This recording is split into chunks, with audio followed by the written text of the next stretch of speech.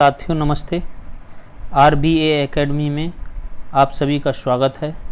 साथियों, ये जो वर्णमाला में जो पढ़ाऊँगा ये वर्णमाला का नोट्स कई किताबों से बनाया गया है। इस नोट्स से ज़्यादातर परीक्षाओं में 99% प्रश्न इसी नोट्स से पूछे जाते हैं, जैसे UP police, UP TET, C TET, RO, ARO और जिन परीक्षाओं में हिंदी आती है उन सभी परीक्षाओं के लिए ये बेहतरीन नोट्स है। तो इस नोट्स से समय ना व्यर्थ करते हुए वर्णमाला पढ़ते हैं। तो वर्णमाला में शुरुआत करते हैं। हिंदी की जो शुरुआत होती है वो वर्णमाला से होती है। तो वर्णमाला में सबसे पहले ये नोट्स में देखते हैं। ये नोट्स बहुत ही हिंदी के लिए बहुत ही सफिशिएंट नोट्स है। तो इसमें शुरुआत करते हैं। मूल रूप से स्वर 11 होते हैं। मूल रूप से स्वर 11 होते हैं, लेकिन उच्चारण की दृष्टि से 13 होते हैं। अगर 13 और 11 ना आए तो, अगर 13 11 ना आए तो, ये कह रहा 13 11 ना आए तो फिर आपको क्या करना है, 4 होते हैं। मूल रूप से कितने कर रहे हैं, 4। उसके बाद आता है मूल रूप से व्यंजन कितने होते हैं, 33। कितने होते हैं, 33। लेकिन उच्चारण की दृष्टि से व्यंजन 39 होते हैं। कितने होते हैं, 39। उच्चारण के आधार पर स्वर 3 प्रकार के होते हैं: दीर्घ स्वर, ह्रास स्वर, प्लुप्त स्वर। जिह्वा के प्रयोग के आधार पर 3 प्रकार के होते हैं। नंबर 1 अग्र स्वर, जो ये ई ए और दूसरा है मध्य स्वर, और तीसरा है पश्च स्वर। मध्य स्वर में क्या आता है, केवल एक आ आता, आ, और जिसे हम छोटा आ भी बोलते हैं। पश्च स्वर में ये आता है आ, उ, ओ।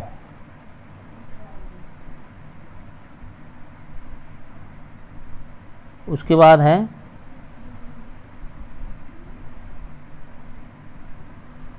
मुख द्वार के आधार पर स्वर 4 प्रकार के होते हैं। विवर्त स्वर, विवर्त स्वर में आ, जिसे बड़ा आ भी बोलते हैं। अर्ध विवर्त स्वर, इसमें अ, ए और औ। संवृत स्वर, संवृत स्वर, और नंबर 4 है अर्ध संवृत स्वर।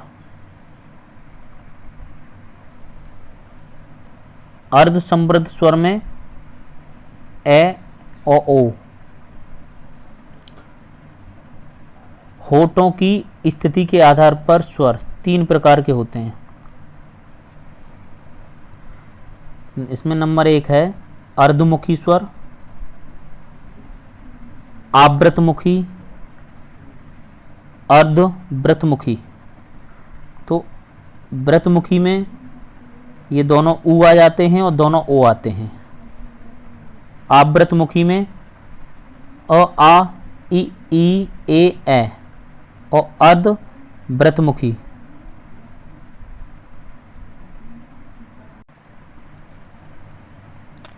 अगला है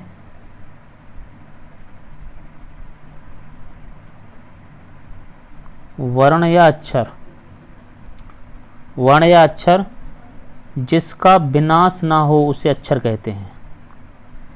आ माने अक्षर को अगर हम संधि विच्छेद तोड़ेंगे इसका,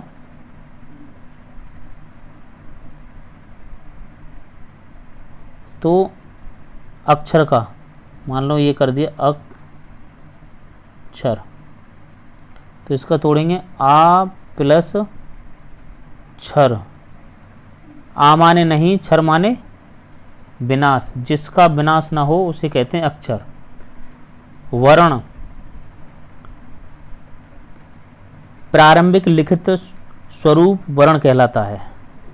शब्द वर्णों का सार्थक समूह शब्द कहलाता है। वाक्य किसे कहते हैं, शब्दों का क्रमबद्ध सार्थक स्वरूप वाक्य कहलाता है।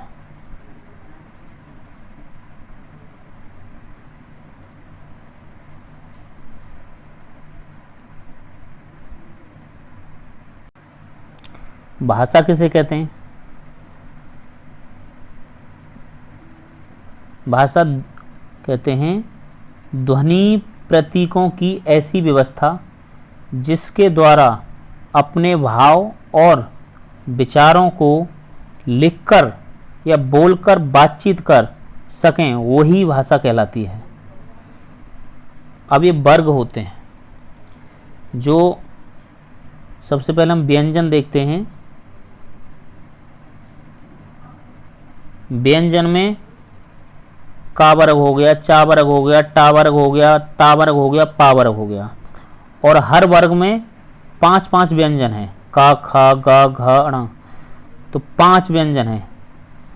का वर्ग का पहला मतलब वर्ग के पहले और दूसरे जो वर्ण होते हैं, पहले और दूसरे वर्ण, वर्ग के पहले और दूसरे वर्ण वो क्या होते हैं? अघोष होते हैं। और तीसरा, चौथा और पांचवा जो वर्ण होता है वो क्या होता है? घोष होता है। घोष और अघोष में बताऊंगा क्या होता है। और इसको अगर ये जो वर्ग के जो 5 वर्ण हैं, ये 5 वर्ण अनुनासिक व्यंजन होते हैं। क्या होते हैं? अनुनासिक व्यंजन होते हैं।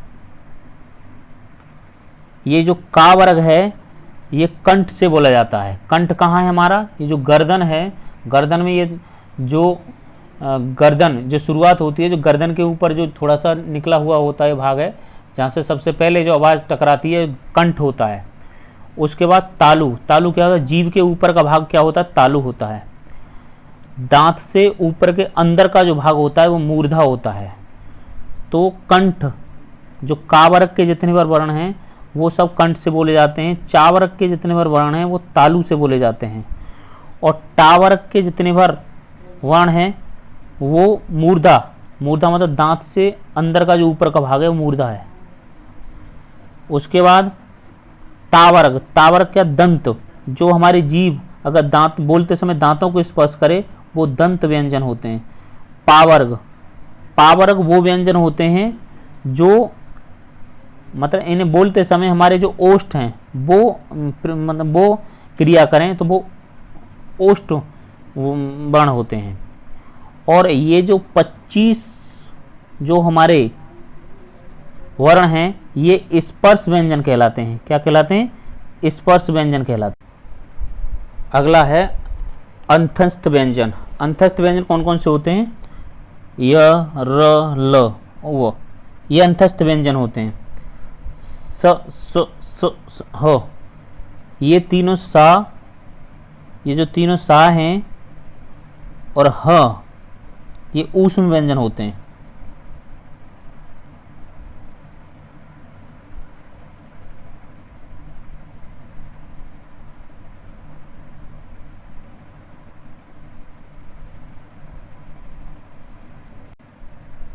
साथियों भी थोड़ी प्रॉब्लम हो गई थी।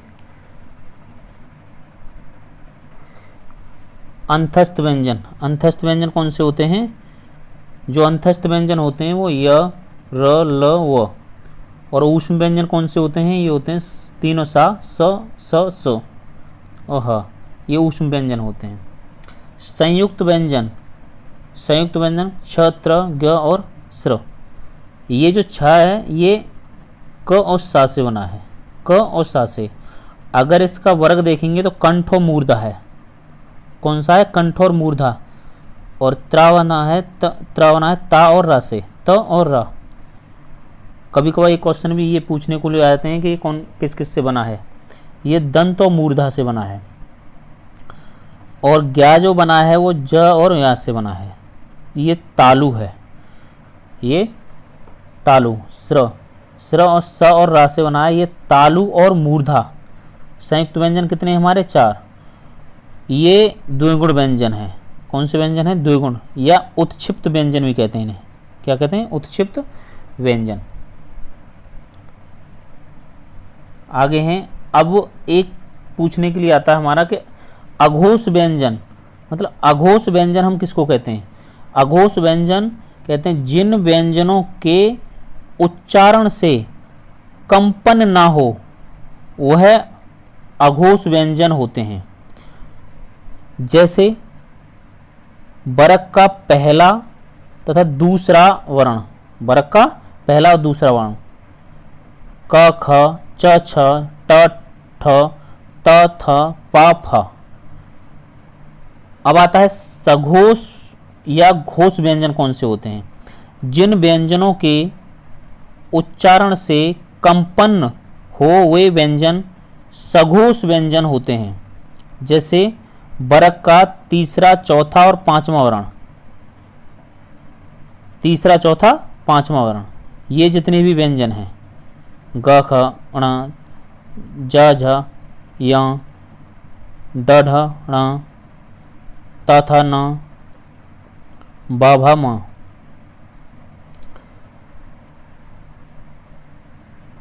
अब आता है अलप प्राण।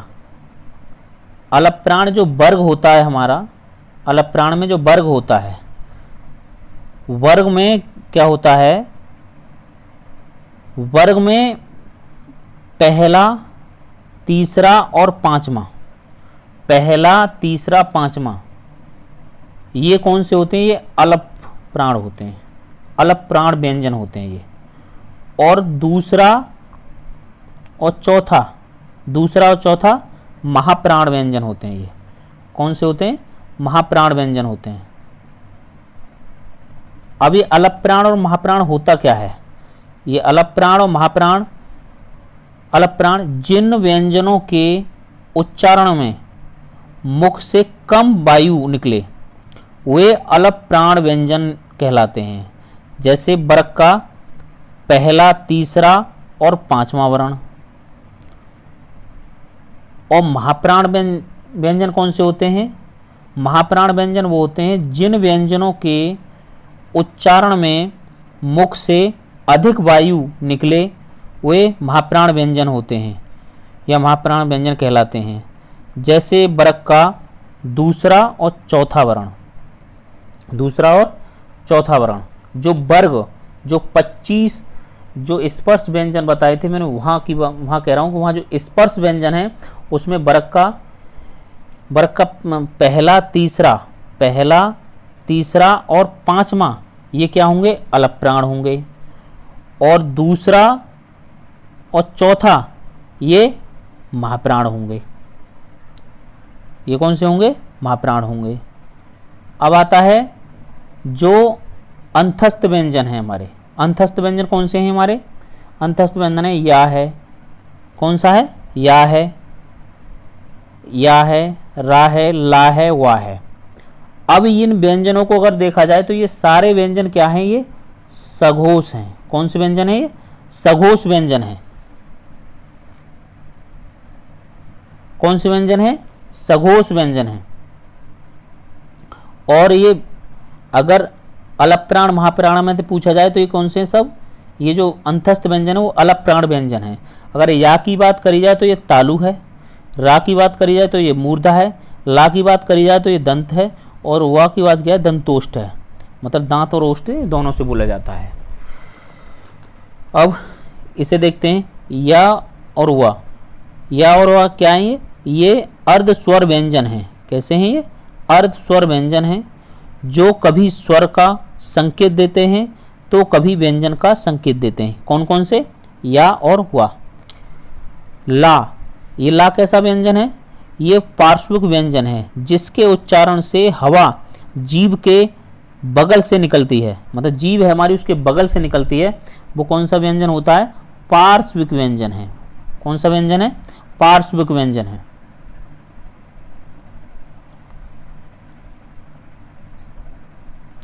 उसके बाद है रा। रा कौन सा व्यंजन है? ये लुंठित व्यंजन है। ये कैसा है? लुंठित व्यंजन, जिसके उच्चारण में जीभ तालु से लुढ़ककर स्पर्श करती है। तालु से लुढ़ककर स्पर्श करती है। वो कौन सा व्यंजन होता है? वो लुंठित व्यंजन होता है। लुंठित व्यंजन वो कौन सा है? र। कौन सा है? र। अब आता है आपका जो ये ऊष्म व्यंजन। ऊष्म व्यंजन, ऊष्म व्यंजन कौन कौन से हैं हमारे? ऊष्म व्यंजन है हमारे तीनों सा हैं। कौन कौन से हैं? तीनों सा। तीनों सा में जो तीनों ये सा हैं ये अघोष व्यंजन है। तीनों सा कैसे हैं? अघोष हैं। और तीनों ही सा हमारे महाप्राण व्यंजन है। कौन से व्यंजन है? महाप्राण। और तीनों सा में जो पहला सा है स, जिसे हम सीटी वाला सा भी बोलते हैं, मतलब पहले जो पढ़ते थे हम लोग तो सीटी वाला, ये तालु। कहाँ से बोला जाता है? ये तालु से। जीभ हमारे तालु पर लगनी चाहिए। और अगर इस सा को बोलेंगे दूसरे वाले को तो ये इसको बोलते समय जीभ हमारी मूर्धा से लगनी चाहिए, स। और ये जो व्यंजन है तीसरा वाला सा, इसको बोलते समय जीभ हमारी दंत से लगनी चाहिए, स। इस ऊष्म व्यंजन में एक और रहता है हा। हा का जो स्थान है वो कंठ है। कंठ से बोला जाता है, मतलब हमारी जो हवा है वो कंठ से टकरा के आती है। और इसमें जो व्यंजन है ये कौन सा व्यंजन है? वो तीनों व्यंजन जो तीनों सा हैं वो जो ऊष्म व्यंजन है वो तीनों कौन से हैं? अघोष हैं। मगर ये हा सघोष व्यंजन है। कैसा है? सघोष व्यंजन है। मगर ये अलप्राण महाप्राण में से ये महाप्राण है।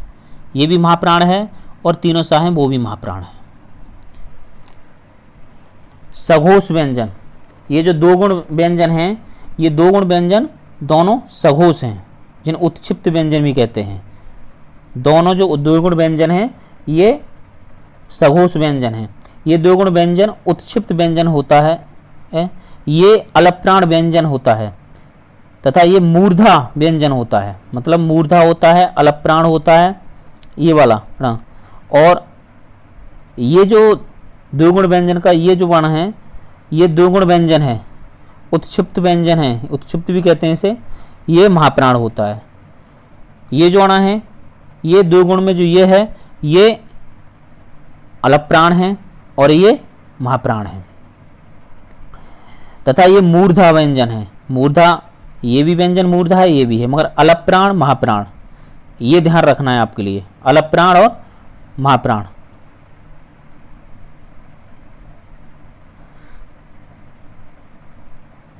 आगे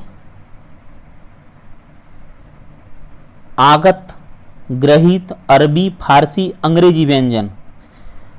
इसमें क्या है? जो आ है, अ, इस पे जो ये लग रहा है, ये जो आ के नीचे नुक्ता लगा हुआ है, क्या लगा हुआ है? ये आ है, एक मिनट, ये आ है और आ के नीचे नुक्ता लगा हुआ है। ये ह्रस्व स्वर और कंठ, ये क्या है? ह्रस्व स्वर है और ये इसका स्थान है कंठ। ये अ है जो अंग्रेजी भाषा, अंग्रेजी व्यंजन है। ये का है, का के नीचे नुक्ता लगा हुआ है। स्पर्श व्यंजन है, अघोष व्यंजन है, स्पर्श भी है, ये अघोष भी है और अलप्राण है। खा के नीचे भी नुक्ता लगा हुआ है।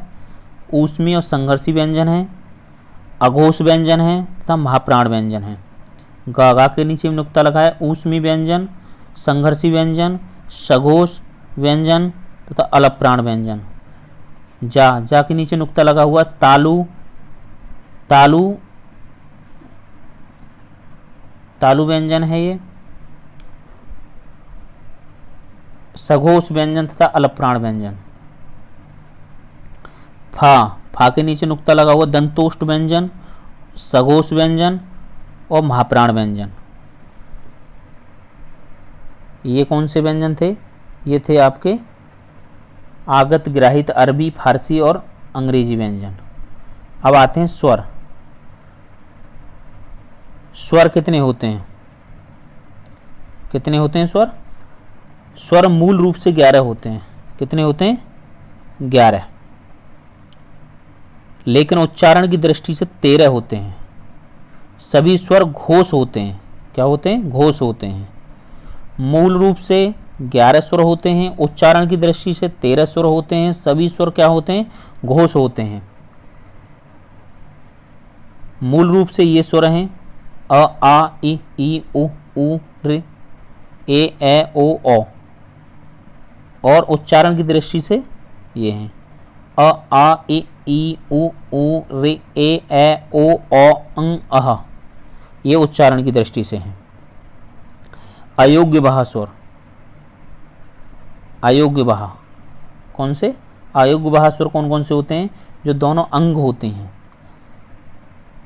हम ये भी बोल देते हैं कि छोटी अंग बड़ी अंग, मगर ये कहते हैं अंग और अह, तो ये अंग है, ये अनुस्वर होती है, इसका स्थान कौन, इसे हम क्या बोलते हैं? अनुस्वर भी बोल देते हैं, और इसे विसर्ग क्या बोलते हैं? विसर्ग। अयोग्य बाह दो स्वर होते हैं, अंग और अह। ह्रास्व स्वर, ह्रास्व स्वर जिन स्वरों के उच्चारण से मुख से कम ध्वनि निकले वे ह्रास्व स्वर होते हैं। ह्रास्व स्वर ये होते हैं अ, इ, उ, रे। और दीर्घ स्वर जिन स्वरों के उच्चारण में मुख से अधिक ध्वनि निकले वे दीर्घ स्वर होते हैं, जैसे आ, इ, उ, ए, ओ, औ। आगे है स्वर और उनके स्थान। जो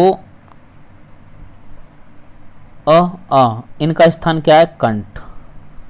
ई इनका स्थान क्या है? तालु। उ ओष्ठ इनका स्थान। रे इसका स्थान है मूर्धा। ए इनका कंठ तालु। ओ कंठ ओष्ठ इनका स्थान क्या है? कंठ ओष्ठ। तो ये थी वर्णमाला। साथियों इसके जो प्रश्न है इससे संबंधित आप लगा के देखना, मुश्किल से एक आध प्रश्न ऐसा होगा कि आप उस प्रश्न का आंसर ना दे पाएँ, मगर ज़्यादातर प्रश्नों का आंसर इसे 2 बार पढ़ने के बाद हर प्रश्न का आंसर वर्णमाला की का आप दे सकते हैं। तो अगले चैप्टर में हम आपके जो इससे संबंधित जो प्रश्न हैं उस पर चर्चा करेंगे। धन्यवाद।